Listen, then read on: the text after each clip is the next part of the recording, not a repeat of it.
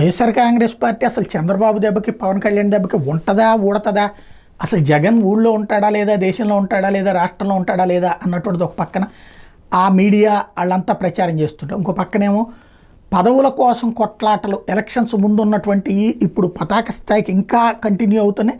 పెనుగొండలో వైఎస్ఆర్ కాంగ్రెస్ పార్టీలో ముసలం రేగింది. మాజీ మంత్రి ఉషశ్రీచరణ్కి వ్యతిరేకంగా వ్యతిరేక వర్గీయులందరూ కలిసి మీటింగ్ పెట్టుకున్నారు.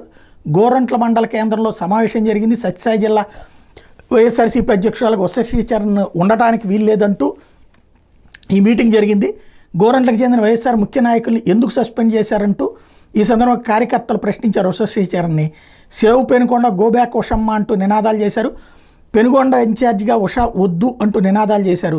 జిల్లా అధ్యక్షురాలు కూడా ఆమె పనికిరాదంటూ అధిష్టానానికి ఫిర్యాదు చేసేందుకు వెళ్తున్నారట. వైఎస్ఆర్ కాంగ్రెస్ పార్టీలో ఈ ముసలాలు ఇంకా కొనసాగుతూ ఉన్నాయి.